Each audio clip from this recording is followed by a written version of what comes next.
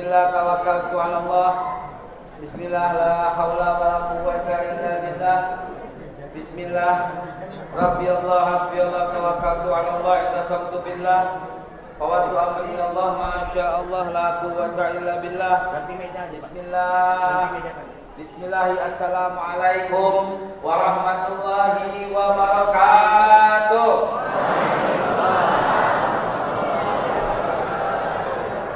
Innal hamdalillah wa syukurillah ala ni'matillah. Wassalatu wassalamu ala Rasulillah Sayyidina Muhammad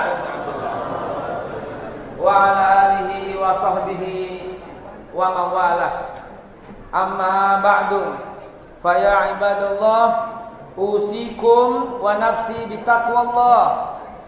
Aku berwasiat kepada diri sendiri dan kepada para jamaah sekalian untuk senantiasa meningkatkan iman dan takwa kepada Allah Subhanahu wa taala. Karena ketahuilah, sambil bebenah ini ya. Karena ketahuilah, yang membuat Indonesia selamat itu adalah takwa. Betul apa tidak? Allah yang berjanji, dan kalau Allah berjanji tidak akan pernah Allah ingkar janji. Yang Allah janjikan adalah kalau bertakwa pasti akan Allah kasih jalan keluar dari segala persoalan. Hari ini kita nggak usah pakai rahasia-rahasiaan. Bangsa kita sedang terpuruk. Betul apa tidak? Betul apa tidak? Lagi terpuruk. Solusinya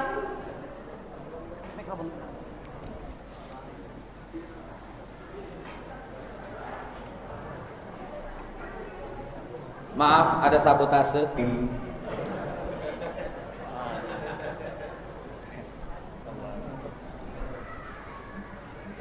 Tes.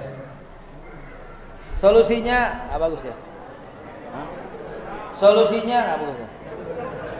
Nggak ada solusi.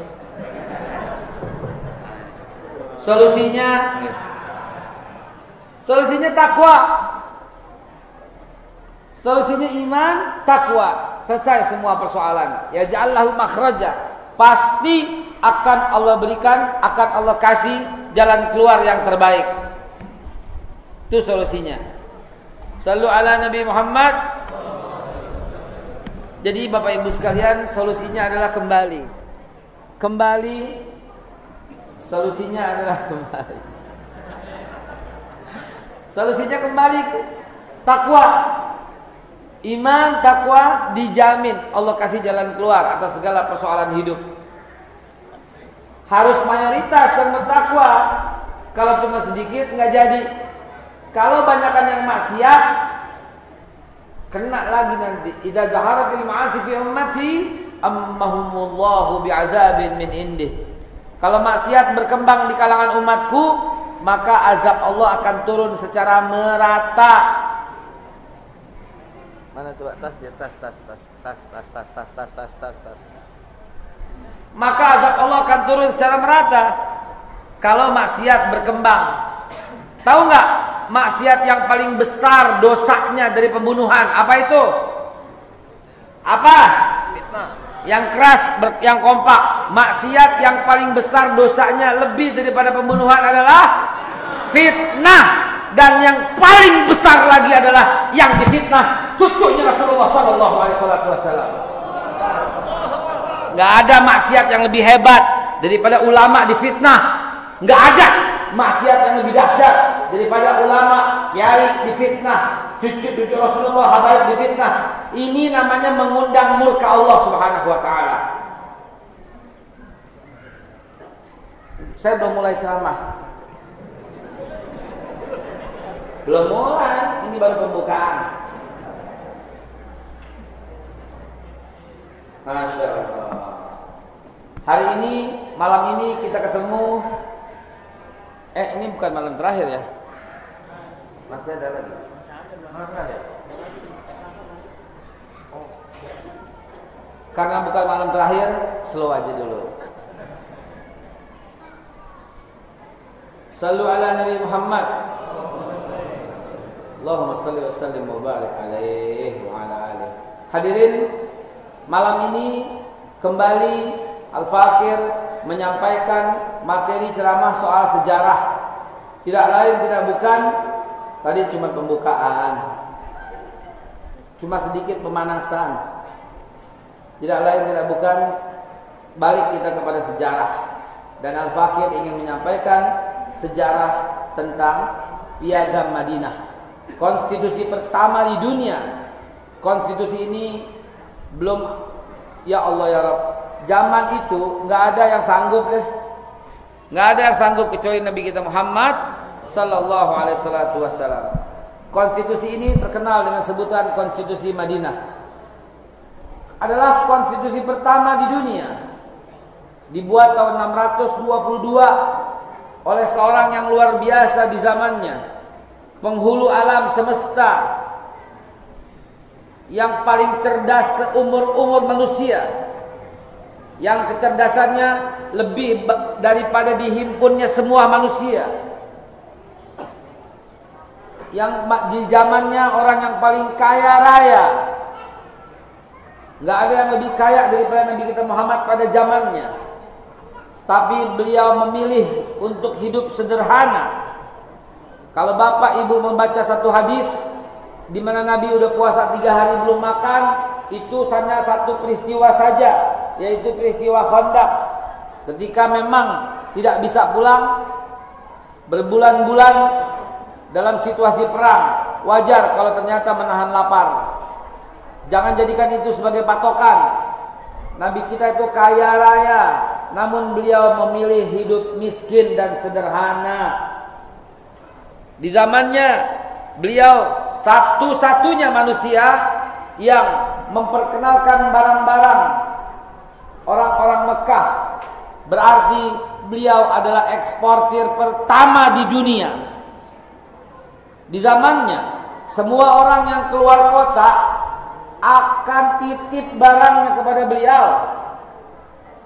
Bahkan yang notabene-nya musuh sekalipun, Abu Jahal, Abu Lahab, Abu Sufyan, nitip barang ke Nabi Muhammad SAW. Kenapa? Karena beliau sangat terpercaya. Sehingga wajar kalau saya katakan beliau adalah bapak pegadaian pertama di dunia. Tadi bapak eksportir pertama di dunia. Di zamannya juga semua orang-orang Quraisy meminjam uang kepadanya dan tidak diberikan bunga, dikembalikan sesuai dengan pinjamannya. Inilah sehingga boleh dikatakan beliau bapak koperasi simpan pinjam pertama di dunia. Di zamannya beliau mempersatukan kaum Ansor dan Muhajirin, nggak sampai di situ. Dia persatukan suku Aus dan suku Khazraj, dipersatukan Bani Quraidah dan Bani yang lain, dipersatukan Yahudi dengan Yahudi, Nasrani dengan Nasrani, dipersatukan semua. Maka wajar kalau dikatakan beliau bapak persatuan dunia. Di zamannya semua keputusan diambil berdasarkan musyawarah, nggak dibedakan suku, ras, kelompok, nggak dibedakan warna kulit, asal muasal, enggak. Maka wajar kalau dikatakan beliau bapak musyawarah mufakat dunia. Dan seterusnya terlalu banyak untuk disebutkan. Namun izinkan Al-Fakir malam ini menyampaikan dan meluruskan sejarah Islam dari satu poin. Kami sudah merancang materi. Dari pertemuan pertama kami datang ke Pekanbaru,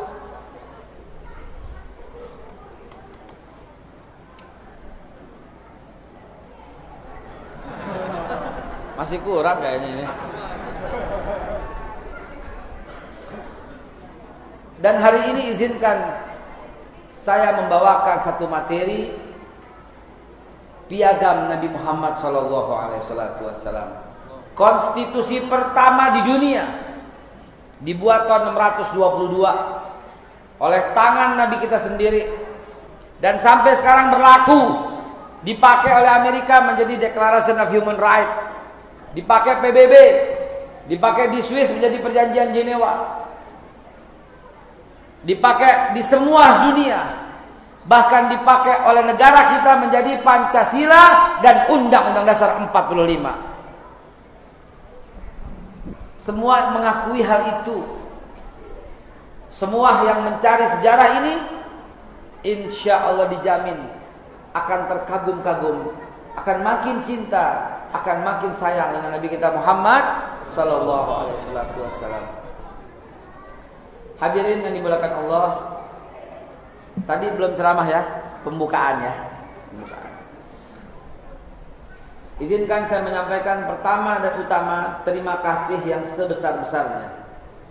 Terutama ya alhamdulillahirabbil alamin, karena Allah semua yang menggerakkan ini. Dan terima kasih yang sebesar-besarnya kepada DKM Masjid Nurul Iman yang telah menyediakan waktu ini, yang membuat Al-Fakir menjadi sangat terhormat. DKM yang saya hormati dan seluruh jajarannya, mudah-mudahan Allah jadikan antum semua orang-orang yang mulia dan takwa, dan keturunan-keturunan antum semua Allah muliakan kedudukannya dunia wal akhirat. Allah jadikan antum orang-orang kaya raya dan dermawan. Amin ya Allah ya rabbal alamin. Terima kasih berikutnya kami sampaikan kepada AR Manajemen yang telah menghubungi kami di Jakarta, di mana kami sangat memilih gitu ya. Dan ternyata menurut pendapat kami, AR Manajemen adalah sekelompok anak muda di Pekanbaru yang ikhlas, yang memperjuangkan tenaga, waktu, pikiran untuk membumikan Al-Quran dengan menciptakan rumah-rumah tahfiz. Tanpa proposal, tanpa minta-minta, berupaya ya, dengan segala macam daya upaya dan kreasinya. Mari kita bantu, mari kita support. Untuk antum, bukan untuk beliau. Bukan, mereka bukan mencari kekayaan. Kalau mencari kekayaan dagang, ya, mau lebih cepat lagi jadi politikus, cepat tuh kayanya. Mau lebih cepat lagi jadi anggota DPR, cepat kaya rayanya itu. Mereka nggak mencari kekayaan, mereka mencari ridho Allah. Kalau kita nggak bantu, Allah akan pilih orang lain untuk membantu. Nggak mungkin Allah diamkan. Orang-orang yang menolong agama Allah pasti akan Allah tolong. Wa yasabbit aqdamakum, dan Allah teguhkan kedudukannya. Dan Allah perintahkan untuk menolong. Ya ayyuhalladzina amanu kunu ansarallah. Hai orang beriman, jadilah penolong-penolong Allah. Mana bisa Allah ditolong? Maksudnya menolong agama Allah dan menolong orang-orang yang menolong agama Allah Subhanahu wa taala. Dan itu sebabnya kami berterima kasih kepada AR Manajemen yang telah menghubungi dan kemudian berupaya sedemikian rupa untuk di masjid-masjid di Pekanbaru ini. Terima kasih juga kepada Bapak Kapolsek yang telah mengizinkan acara ini berlangsung. Bapak Kapolsek Pak Situmeang ya? Hadir? Hadir? Hadir Pak Kapolsek? Ada anggotanya? Anggota ada? Mungkin Kasat Intelnya hadir? Ada? Tolonglah hadir ke depan biar bisa memberikan arahan gitu ya, supaya bisa ya memberikan sambutan lah ya, wakil-wakilnya atau utusannya atau yang mewakili. Lurah mana nih? Lurah Ejosari. Tejosari. Pak Lurah hadir, Pak Lurah atau yang mewakili?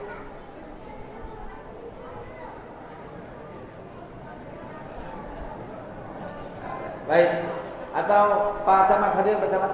Camat. Ibu Camat. Hadir. Pak Camat. Ibu Camat, maaf. Hadir? Diundang. Sudah kami sampaikan. Terakhir Pak RW dah, Pak RW mana Pak RW? Hadir. Pak RW mana Pak RW? Hadir. Hadir. Masya Allah, MC-nya Pak RW. Allahu Akbar. Jangan-jangan imamnya Pak Lurah tadi. Alhamdulillah kalau dihadirin oleh Umaro, wakil daripada pemerintah, itu enak sekali. Atau babin saja barangkali TNI. Allahu Akbar. harusnya setiap acara hadir atau diundang, dengan hormat diundang, kasih slot waktu di panitia, slot waktu untuk bicara sehingga bisa lebih dekat dan lebih nyaman, ya. Hadirin diberkahi Allah Subhanahu wa taala, terima kasih juga kepada semua keamanan termasuk ini Brigade 08. Betul ya? Brigade 08. Apa artinya 08? Organisasi yang didirikan 8 jenderal. Organisasi ini didirikan oleh 8 orang jenderal, makanya disebut Brigade 08. Betul ya? Subhanallah. Terima kasih dan sampaikan salam hormat al-fakir saya kepada mereka semua. Terima kasih juga kepada ibu-ibu yang telah sibuk menyiapkan makanan buat kami, luar biasa. Pisang rebus, kacang rebus, dan kopi Jambi AAA. Alhamdulillah. Mari kita mulai. Bapak Ibu sekalian, mari kita lihat. Ini yang kita bicarakan Nabi kita Muhammad sallallahu alaihi wasallam. Pak, kalau antum diem, nggak ada getaran, mendingan istighfar, beneran. Bapak Ibu sekalian, saya serius. Mendingan istighfar. Kalau disebut nama Nabi diem, nggak ada getaran di hati, nggak ada nyer gitu, mendingan ente istighfar. Kenapa? Itu nggak kangen sama beliau, kurang cinta kepada beliau. Cinta itu seperti anak muda yang pengen kawin, atau anak muda yang sedang melakukan PDKT, kepingin banget nih si siapa namanya, Iwan misalnya, dengan Jamilah misalnya, pengen banget dengar namanya doang Jamilah, gitu. Kenapa? Karena cinta banget, rindu banget. Kayak begitu, lewat rumahnya, lihat gentengnya doang kita ser. Begitu Pak. Kalau sama Nabi nggak begitu, istighfar aja mendingan, beneran. Beneran serius. Saya mengkritik dari awal, datar aja ketika disebutkan nama Nabi. Padahal kata Nabi, rahiman furujulin dzukirtu indahu lam yusalli alayya. Ini orang bakal tersungkur, hidung nyusruk ke tanah, akan hina dan kecewa. Dzukirtu indahu, disebutkan namaku di sisinya, tapi lam yusalli alayya, dia enggak bersalawat kepadaku. Nabi bukan kepengenan diselawatin buat kita, karena sekali salawat kepada Nabi, Allah bersalawat kepada antum 10 kali.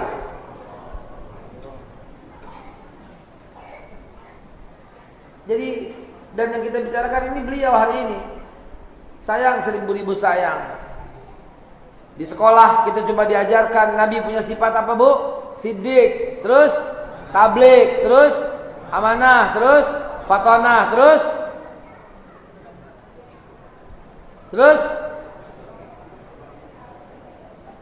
selesai. Sedih, nggak cukup. Beliau bukan cuma itu. Beliau bukan cuma siddiq, tabligh, amanah, fatonah. Beliau bukan cuma benar menyampaikan, terpercaya dan cerdas. Bukan cuma itu. Beliau bapak persatuan dunia. Beliau bapak toleransi dunia. Beliau pelindung minoritas. Beliau bapak yang sangat mengayomi seluruh bangsa. Waktu itu bangsanya berarti bangsa Madinah, ya, di negara Madinah. Beliau bapak yang melindungi orang-orang. Beliau adalah kepala negara yang paling melindungi semua warganya. Beliau nggak bedakan dalam melindungi warganya, baik Islam maupun Kristen maupun Hindu, nggak ada Hindu, Buddha nggak ada, Yahudi, Majusi. Beliau lindungi semua. Beliau berikan kebebasan untuk beribadah. Beliau haramkan kita mengganggu. Sahabat, diharamkan mengganggu mereka. Bahkan kata Nabi, yang memusuhi mereka sama dengan memusuhi aku. Sampaikan ini kepada anak-anakmu biar mereka tahu bahwa Nabi Muhammad itu adalah rahmatan lil alamin. Bukan cuma Nabi buat orang Islam. Semua merasakan manfaatnya. Semua merasakan kedahsyatan pimpinannya. Sampai Nabi kita membuat sebuah perjanjian untuk menyelenggarakan negara Madinah. Perjanjian itu disebut Piagam Madinah Al-Munawwarah, Wa'dal Madinatul Munawwarah. Apa bunyinya? Saya akan bacakan satu persatu. Bismillahirrahmanirrahim. Saya singkat karena udah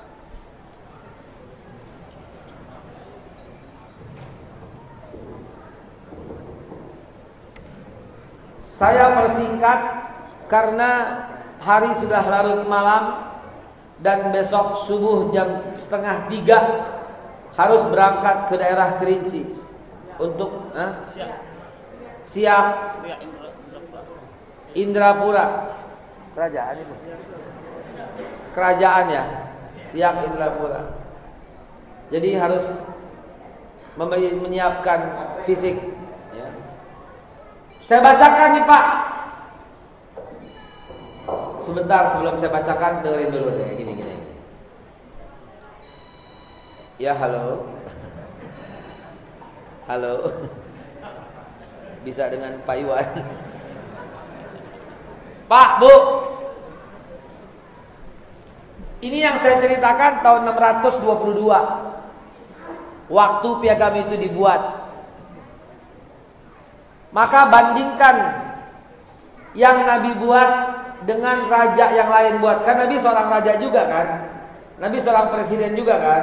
Nabi seorang kepala negara kan? Nabi jenderal yang memimpin perang kan? Nabi seorang ayah kan?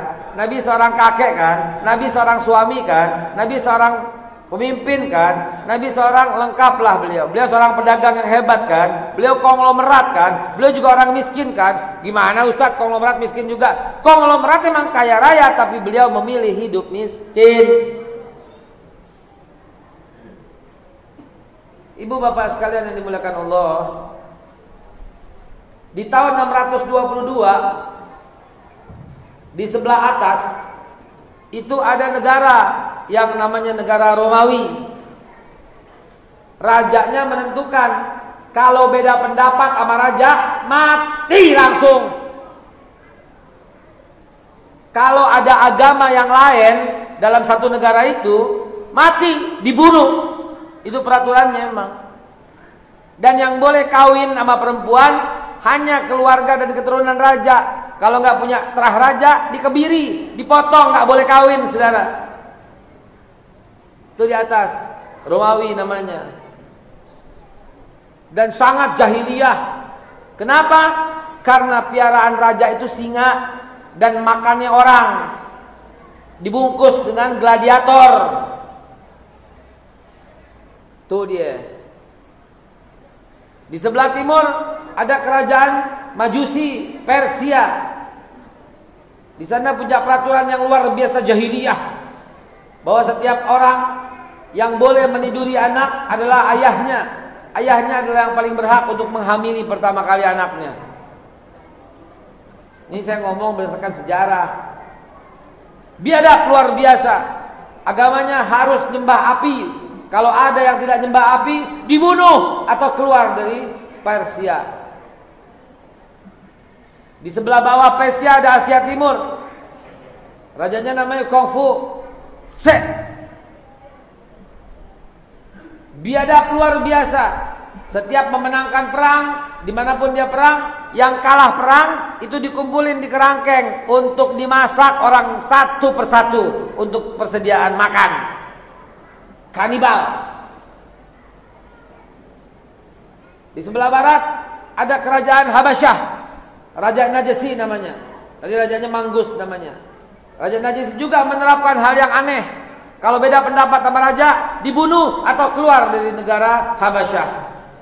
Begitu suasana tahun itu, tiba-tiba muncul seorang yang bernama Muhammad bin Abdullah yang mengatakan dan melindungi semua orang, yang mengatakan tidak boleh memaksa orang masuk agama apapun, yang mengatakan tidak boleh mengganggu mereka, yang mengatakan kalau mengganggu orang-orang Nasrani, Yahudi, dia akan bermusuhan dengan aku di hari kiamat. Shallu ala Nabi Muhammad. Luar biasa. Diberikan kebebasan sebebas-bebasnya, bahkan dijamin oleh Allah dalam Al-Quran surat Al-An'am ayat 108, tidak boleh mencela Tuhan-Tuhan orang lain, tidak boleh mencela tempat ibadah orang lain, tidak boleh mencela lambang-lambang agama orang lain. Orang lain yang berbeda agama aja nggak boleh dicela. Dan memang agama lain nggak pernah mencela pembawanya. Belum pernah kita dengar orang Kristen menghina pendetanya. Belum pernah kita dengar orang Hindu mencela biksunya. Belum pernah kita dengar orang Hindu mencela pendeta Hindunya. Belum pernah kita dengar orang Katolik mencela Bunda Marianya. Belum pernah dengar. Yang kita dengar setiap saat adalah orang Islam yang mencela habaib, orang Islam yang mencela kiai, orang Islam yang mencela ustaz-ustaz mereka. Ini siapa ini orang sebenarnya? Pemecah belah umat. Kenapa ini orang didiamin? Dicela habis-habisan, dikatain kadrun, dikatain cebong kampret, dikatain apa semua, main kata-kataan. Tadi yang baca Al-Quran siapa tadi? Suratul Hujurat ayat 11. Haram Pak manggil saudaramu sendiri dengan sebutan yang buruk, haram. Maka orang-orang yang seperti ini mesti belajar akhlak sebelum adab, sebelum apa? Sebelum fikih. Para pendahulu negara kita udah luar biasa mencontohkan. Nggak ada tuh yang namanya kesukuan, nggak ada yang namanya perbedaan suku, kelompok, ras, golongan, nggak ada. Semuanya diikat dengan kata-kata kami putra dan putri Indonesia mengaku bertanah air satu, tanah air Indonesia. Kami putra putri Indonesia bertumpah darah satu, tumpah darah Indonesia. Kami putra putri Indonesia menjunjung tinggi bahasa persatuan, bahasa Indonesia. Dan diikat dengan Bhinneka Tunggal. Siapa yang pertama kali buat? Siapa yang pertama kali buat? Nabi kita Muhammad sallallahu alaihi wasallam. Pasal 1 Piagam Madinah, Nabi mengatakan kesatuan semua umat tanpa membedakan perbedaan-perbedaan. Ada air putih panas nggak? Air putih panas aja. Air putih hangat aja, panas ya. Disatukan sama Nabi semua tanpa mengenal perbedaan. Seraya Nabi mengucapkan satu ayat, ayuhan nas inna khalaqnakum min zakari wa unsa wa ja'alnakum syu'uban wa qabailan lita'arafu inna akramakum indallahi atqakum. Hai manusia, kata Allah, aku nih, kami nih, saya nih, haknya nih menciptakan kalian laki-laki dan perempuan, dan dengannya kami jadikan kalian bersuku-suku dan berbangsa-bangsa. Untuk apa? Lita'arafu, untuk ta'aruf, untuk saling kenal, untuk saling hormat, saling sayang. Dan ketahuilah yang paling mulia di sisi Allah bukan kulit putih atau hitam, bukan suku Jawa atau Sunda, bukan suku Melayu atau Papua. Yang paling mulia di sisi Allah bukan rambut lurus atau keriting, bukan hidung mancung atau pesek. Yang paling mulia di sisi Allah bukan mata sipit atau mata belok, bukan Arab atau Cina, bukan. Yang paling mulia di sisi Allah adalah yang paling takwa kepada Allah Subhanahu wa taala. Jelas Bhinneka Tunggal? Kok kita dimusuhin ngomong begini? Ya wajar, PKI wajar, PKI nggak demen ini begini. Dibilang ceramahnya radikal ini kalau PKI bilang. Ya, saya nggak pernah takut dengan orang yang mencela ceramah-ceramah kayak begini, nggak takut. Imam Bonjol dibilang radikal oleh Belanda, betul? Bagi Belanda, Tengku Umar radikal. Bagi Belanda, Sultan Hasanuddin radikal. Bagi Belanda, Sultan Hamid Al-Gadri radikal. Bagi Belanda, ya, Tuanku Imam Bonjol radikal. Maka kalau ada yang mengatakan saya radikal, saya nggak khawatir. Saya cuma bilang, lu Belanda lu, bilang gitu aja begitu. Betul? Pasal 2, Nabi mengatakan penyatuan semua suku di Madinah dan persamaan hak dan kewajiban mereka dengan adil. Lihat, sebelumnya Nabi mengajarkan la ilaha illallah, tiada Tuhan selain Allah, ketuhanan yang maha esa, qul huwallahu, sampai dijadikan dasar negara kita. Pak, jangan lupa ya, dasar negara kita apa? Bukan Pancasila. Dasar negara kita adalah ketuhanan yang maha esa, pasal 29. Negara berdasarkan ketuhanan yang Maha Esa. Aplikasinya dengan mengamalkan sila-sila Pancasila. Sila pertama ketuhanan yang Maha Esa. Nabi Muhammad yang mengajarkan pertama kali, wahai bapak ibu guru, ajarkan ini kepada anakmu. Kita harus cinta dengan tanah air. Hubul waton minal iman. Cinta dengan dasar negara, harga mati nggak boleh dirubah-rubah. UUD 45 juga seharusnya nggak boleh dirubah-rubah. Maka kita usulkan kepada pemerintah, pada presiden yang akan datang tahun 2024, tolonglah Pak, kembali ke UUD 45, betul? Kembali ke Pancasila, kembali ke UUD 45. Zaman dulu kita belajar PMP, betul nggak? Zaman sekarang udah nggak ada.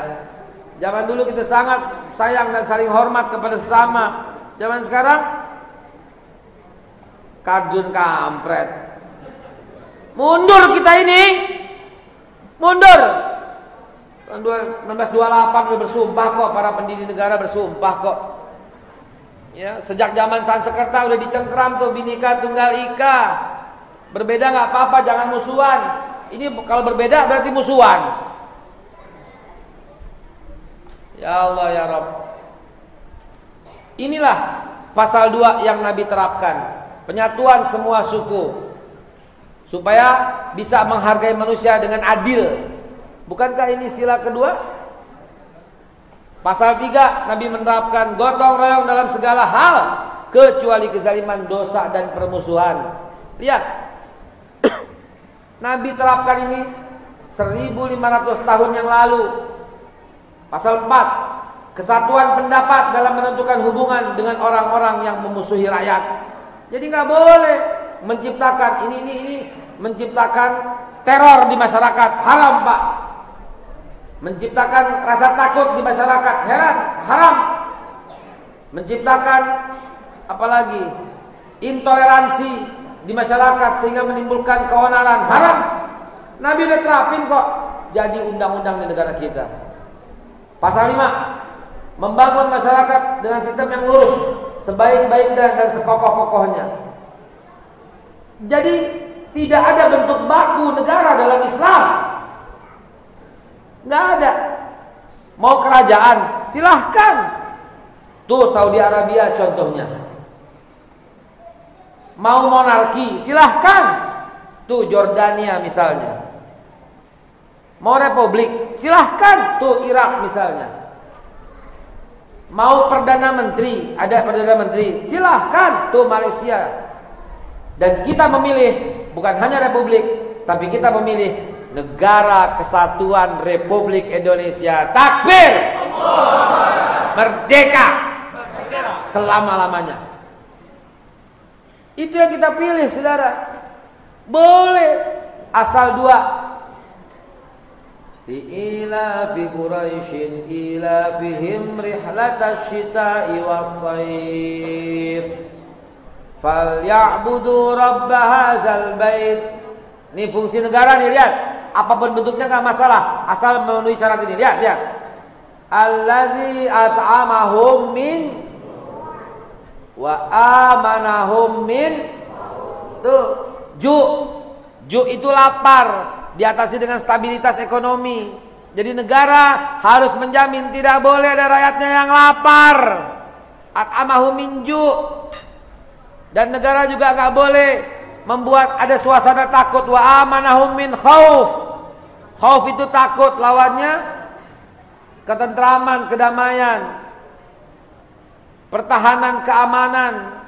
Jadi fungsi negara adalah memberikan kenyamanan dan kebahagiaan bagi rakyatnya. Kenyamanan, bebas rasa takut. Kebahagiaan, bebas rasa lapar. Bentuknya silahkan. Nabi nggak pernah terapkan apapun. Silahkan bentuknya. Dan kita memilih Negara Kesatuan Republik Indonesia berdasarkan Pancasila. Itu yang kita pilih. Itu yang para pendahulu kita pilih. Bapak nggak suka, keluar dari Indonesia, gitu aja dah. Nomor 6, melawan orang-orang yang memusuhi atau membangkang negara dan tanpa boleh memberikan bantuan kepada mereka. Telah diterapkan taat kepada negara. Ini Nabi yang terapkan, Pak. Maka kita akidah Ahlus Sunnah wal Jamaah memang demikian. Ya, haram bagi kita menghina kepala negara. Ya walaupun ya lu tahu dah maksudnya dah. Haram menghina. Doakan saja kebaikan buat dia. Doakan saja kebaikan buat para menteri-menterinya. Doakan saja kebaikan buat para anggota DPR RI-nya, MPR DPR-nya, DPRD-nya. Doakan saja kebaikan buat para pengusaha. Semoga Allah jadikan mereka semua orang-orang yang beriman dan bertakwa, karena orang yang bertakwalah yang diberikan jalan keluar dari segala persoalan hidup. Pasal 7, melindungi setiap orang yang hidup berdampingan dengan kaum muslimin dan tidak boleh berbuat zalim dan aniaya kepadanya. Lihat, Nabi telah berikan perlindungan terhadap semua warga negara tanpa membedakan agama, suku dan golongan. Pasal 8, umat non-muslim bebas melaksanakan agamanya. Mereka tidak boleh dipaksa masuk Islam dan tidak boleh diganggu harta benda dan kehormatannya. Shallu ala Nabi Muhammad. Belum pernah terjadi di zamannya. Seperti yang saya katakan tadi, di zaman Nabi ada juga kerajaan-kerajaan di sekitarnya, tapi mereka zalim kepada rakyat. Agama mesti sama agama rajanya. Tapi Nabi menerapkan apaan? Tidak boleh. Selain Nabi mengucapkan la ikraha fid din. Qad tabayyana rusdu minal ghai. Faman yakfur bitaghut wa yu'min billah faqad istamsaka bil urwatil wusqa la infisama laha wallahu samiun alim. Allah waliyul ladzina amanu yukhrijuhum minadh dhulumati ilan nur wal ladzina kafaru awliya'uhumut taghut yukhrijunahum minan nur ila dhulumat ulaika ashabun nar hum fiha khalidun. Jelas semuanya. Maknanya lakum dinukum. Kurang apa? Kurang apa? Kurang ajar kita sebenarnya. Kenapa kurang ajar? Karena baru tahu sekarang. Betul apa tidak? Betul apa tidak? Andai kata ini diajarkan sejak SD, SMP, SMA, maka luar biasa. Semua akan terkagum-kagum dengan Nabi kita Muhammad yang ajarannya sangat luar biasa. Pasal 9, umat non-muslim harus ambil bagian dalam membiayai negara sebagaimana umat Islam mengambil bagian membiayai negara dengan zakat, dan umat non-muslim dikenakan pajak bagi negara. Lihat, sama adil. Pasal 10, umat non-muslim dan umat Islam harus saling bantu dalam melindungi negara dari ancaman musuh. Lihat, Nabi telah siapkan pasal-pasal untuk nasionalisme. Penerapan konsep sistem pertahanan dan keamanan negara telah ditetapkan oleh Nabi Muhammad, telah diterapkan Nabi Muhammad. Luar biasa Nabi kita Muhammad. 11, negara wajib melindungi semua warga negara, baik yang muslim maupun yang bukan muslim. Bahkan Nabi mengancam orang-orang muslim yang memusuhi zimmi. Disebut zimmi, yaitu orang yang dilindungi, kafir zimmi.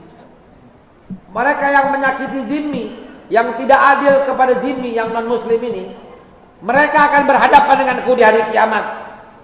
Diantem sama Nabi kalau tidak berbuat adil kepada yang bukan Islam. Ini mesti dibilangin biar mereka nggak takut. Sekarang terjadi Islamofobia. Disangka Islam apa? Keras apa? Ini Islam.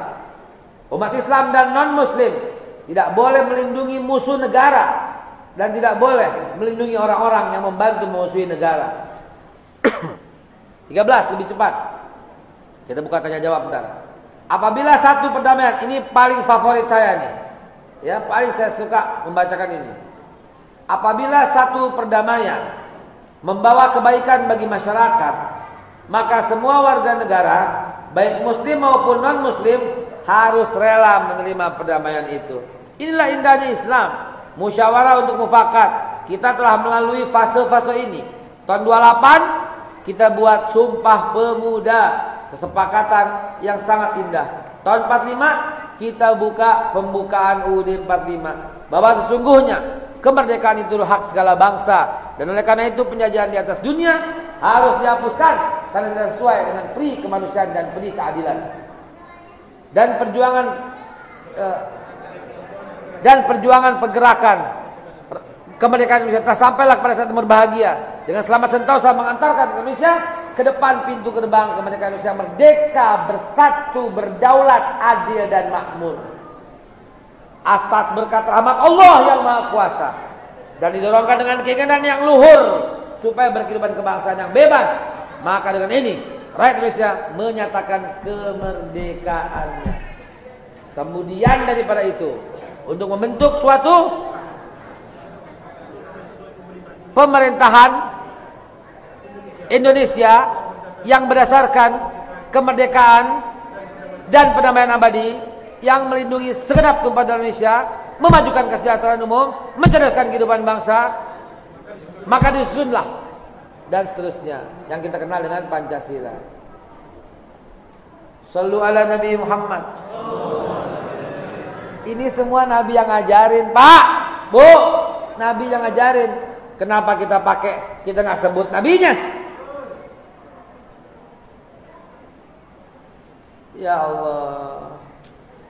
Pasal 14. Semua seorang warga negara tidak dapat dihukum karena kesalahan orang lain. Hukuman yang mengenai seseorang yang dimaksud hanya boleh dikenakan kepada diri sendiri, pelakunya maupun keluarganya. Lihat, equilibrium before the law. Lengkap sudah semua. Nabi sampai menyusun sampai hukum. Pasal 15. Warga negara bebas keluar masuk wilayah negara, tapi kalau bukan warga negara harus lapor. Nabi telah menerapkan paspor dan visa tahun 622, bayangkan. Pasal 16. Setiap warga negara terlarang melindungi orang yang salah dan zalim. Ya, kesamaan perlakuan tanpa mengenal perbedaan kaya miskin dalam peradilan. Lihat keadilan kita, lihat peradilan kita. Nenek-nenek ambil coklatnya buat makan, dihukum berapa bulan? Lihat tuh yang korupsi ratusan juta bahkan miliar, dihukum berapa tahun? Habib Rizik cuman berkata saya sehat, dituduh bohong, dihukum 4 tahun, dikurangi 2 tahun, masih belum adil. Coba bayangkan coba, hukum di negara kita kayak begitu. Ya. Kita doakan semoga hakim dan jaksa yang mengambil keputusan diberikan keimanan dan ketakwaan agar mampu berbuat adil. Amin ya Allah ya Rabbal alamin. Terakhir pasal 17. Ikatan sesama anggota masyarakat didasarkan atas prinsip tolong menolong untuk kebaikan, ketakwaan, dan tidak boleh atas dasar permusuhan dan dosa. Lihat betapa indahnya pasal-pasal ini. Maka tidak ada alasan lagi untuk kita menyatakan intoleran, menyatakan enggak toleransi, menyatakan enggak liberal, enggak ada alasan. Kembalilah dengan sejarah, ya. Ini ada di buku sejarah saya yang jilid 3. Yang saya bawa ini jilid 1. Jilid 1 berbicara soal perjuangan menegakkan tauhid. Untuk lebih menjelaskan bahwa tauhidlah yang diajarkan Nabi Ibrahim, Nabi Ismail, Nabi Ishak. Mereka mengajarkan sholat, zakat, puasa, haji. Nabi Musa mengajarkan sholat, zakat, puasa, haji. Ya. Nabi Isa mengajarkan sholat, zakat, puasa, haji. Buka dalilnya semua, udah lengkap. Lihat aja di channel-channel ya, yang dari kemarin saya ceritakan semua ayat. Cuman karena udah terlalu malam, sudah jam 9:15, izinkan saya menutup dengan kalimat kembalilah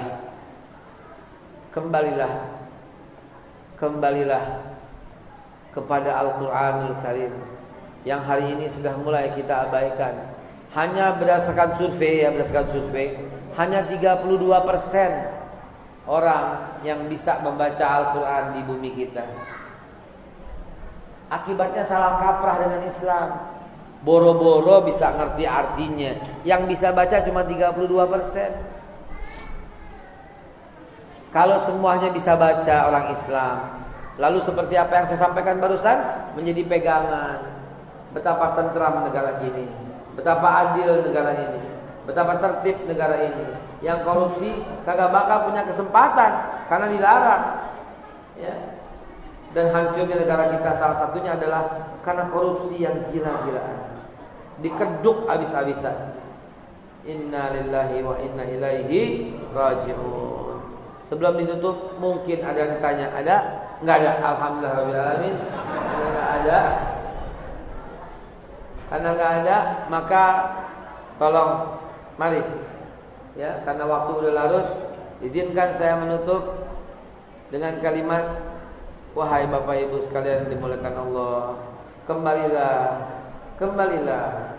Antum akan terkejut dan kaget bahwa ternyata negara kita salah satunya mungkin di antara negara lain, negara yang paling pas dalam menerapkan hadis Nabi Muhammad sallallahu alaihi wasallam. Cintailah negara ini secinta-cintanya. Karena kalau antum tahu negara yang lain, Pak, aduh nggak ada yang enak Pak selain negara kita, beneran saya serius. Nggak ada yang enak. Sampai Saudi Arabia kagak ada yang enak. Sampai negara yang saya sebutkan tadi nggak ada. Di sini, Bapak dari mana? Asal? Jawa Barat. Masya Allah. Bapak dari mana asal? Riau. Antum mana? Sumatera Utara. Antum mana? Lihat, saya baru nanya, lihat. Dari Jawa Barat, dari Riau, Sumatera Utara. Ada negara lain kayak begitu? Nggak bakal. Paling dari negara bagian. Antum dari mana?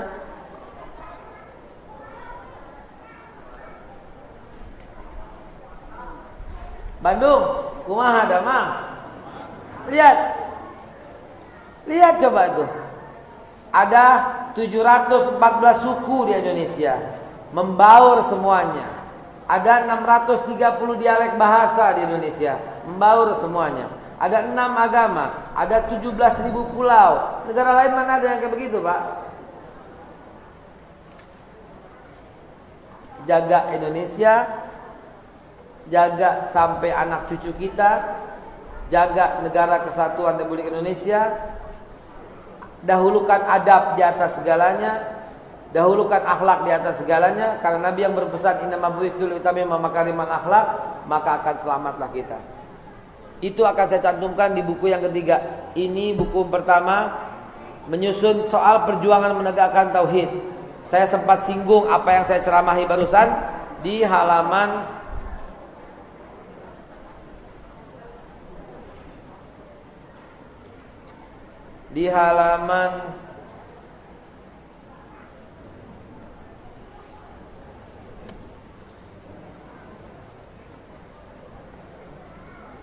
67 sampai 112.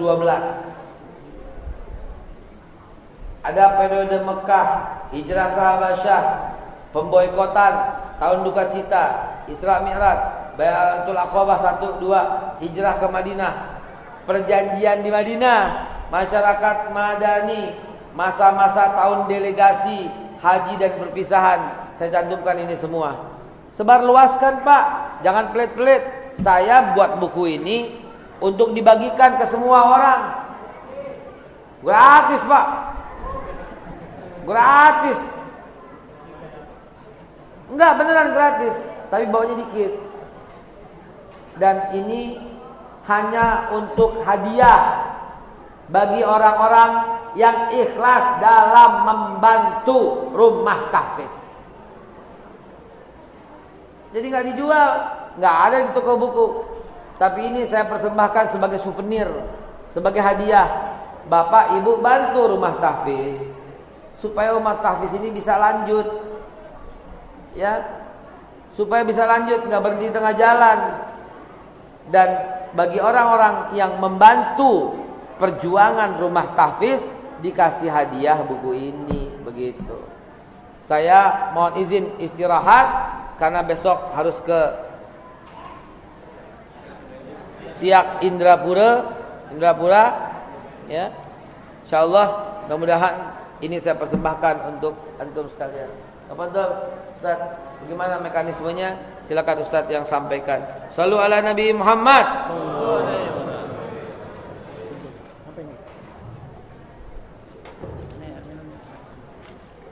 Oh ya.